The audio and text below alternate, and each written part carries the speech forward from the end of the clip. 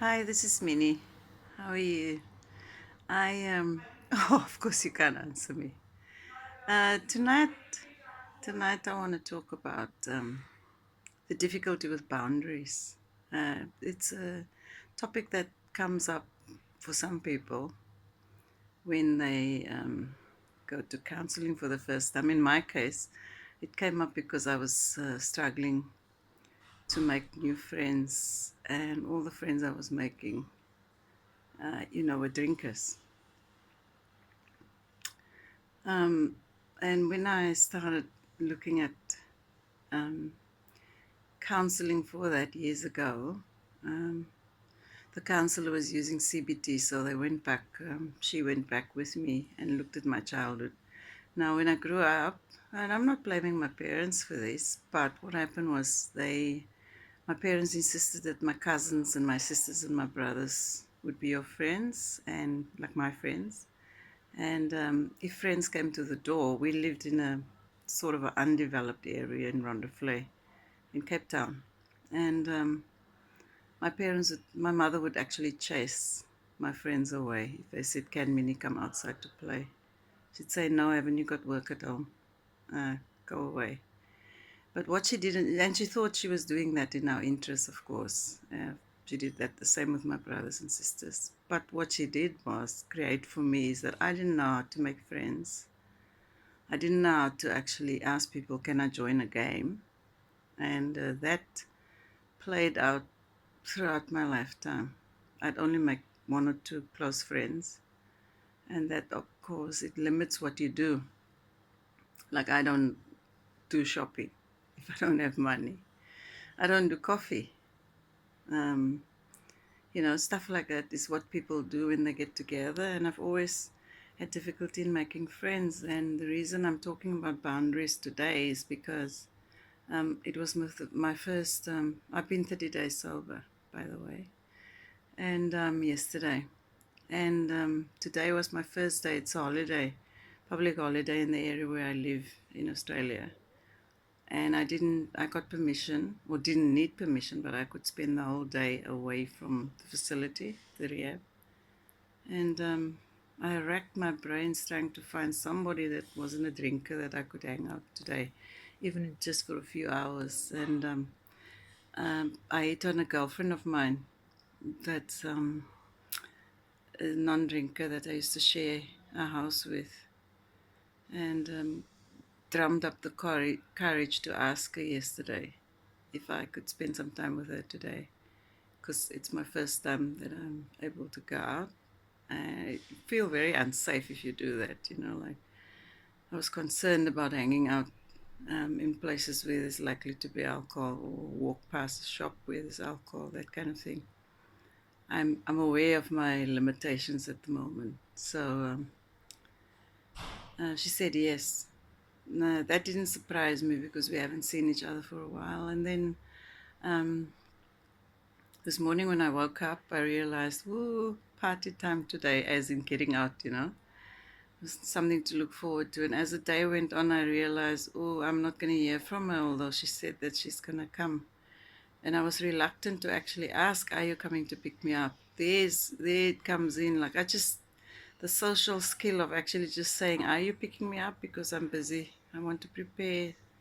I just couldn't find the courage to do that. So around about 11 or so, one of my friends said, please, one of the other people here said, please just call her, get it over with, and then that way you can relax, and if you're not going anywhere, you're not. And when I send her a text, I wouldn't call. No way. I sent her a text to give her time, in my opinion. I'm looking after my own feelings, but I'm thinking if she can't pick me up, then, she can say no without hurting my feelings, kind of. Anyway, so I sent her a text, very nicely worded. Are you coming? And then she said, no, my day's too busy. I'm not going to make it. And I felt so rejected and hurt. And then I realized that she doesn't know how much value I was attaching to asking in the first place and spending the time away. And she wouldn't know that she's the only sober friend I've got. And that's really looking after myself, self-preservation. Now, to you, that might not seem important, as in to do with boundaries, but yes, it is. It's because the skill of being able to ask somebody for what you need has got to do with how you um, not just couch what you say, but it has got to do with being able to listen to that person saying, no, I can't do it. So that person has a boundary. What I would have liked from her and appreciated from her is for to be able to contact me and say, I can't do it. I can't make it. Um, I would have liked for her to do that. Be honest and say, no, I can't do it, you know.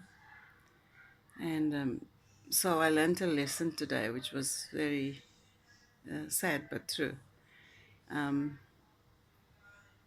Fortunately, I was able to do some other stuff during the day and sleep and, rewire my brain. Um, but it was not a good feeling. Anyway, the boundaries that I basically want to talk about today is if you, why I feel so strongly about, for instance, children being isolated, is I know that they are looking back at my own experience, what they're going to hear from other people that, you aloof. It doesn't look like you want to mix. You've got that persona that I don't know how to make friends with you. All of that body image stuff or body language is basically based, attached to not being able to know how to make friends, how to reach out, how to respond, how to face the rejection of not being um, able to join a group, simple stuff like that. And that was just an important lesson for me today. I will continue to discuss it at some other stage, but for now, that's basically where I'm at. It's been a really good day. It's brilliant weather in Queensland, and yeah, I'm looking forward to the time here. Let me just say that, in the days that I've been at the rehab, I've not once thought of alcohol except worrying about if I go out shopping and stuff like that, I'm going to deal with that trigger.